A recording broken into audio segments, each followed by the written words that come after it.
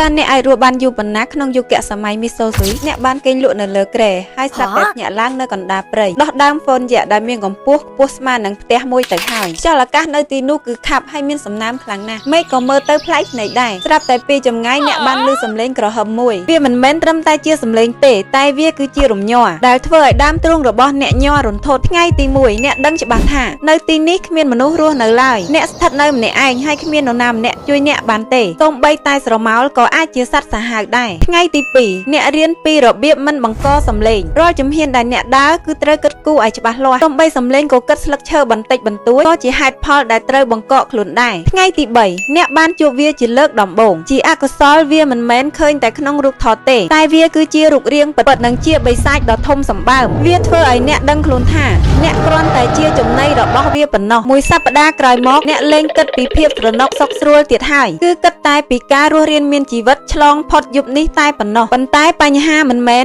មានតែដៃនោះសោះទេនៅទីនេះអ្វីៗគ្រប់យ៉ាងសិតតែអាចសម្លាប់អ្នកបានទាំងអស់មួយខែក្រោយមកប្រសិនបើអ្នកនៅមានជីវិតអ្នកនឹងមិនអាចត្រឡប់ទៅជាមនុស្សដូចកាលពីមុនទៀតឡើយឥឡូវនេះអ្នកធ្វើចលនាតាមសភាវគតិគេងក្នុងរយៈពេលខ្លីៗនិងតាមដានមជ្ឈដ្ឋានជុំវិញខ្លួនជានិច្ចមួយឆ្នាំក្រោយមកភ្នាក់ងារ SCP បានប្រទះឃើញអ្នកហើយពួកគេបានកម្ចាត់អ្នកយ៉ាងលឿនព្រោះពួកគេចាត់ទុកអ្នកជាសត្វចម្លែកចុះសម្រាប់អ្នកទាំងអស់គ្នាវិញតើអ្នកគិតថាអាចរស់បានយូរប៉ុណ្ណានៅក្នុងសម័យមីសូស៊ូអ៊ិកនេះ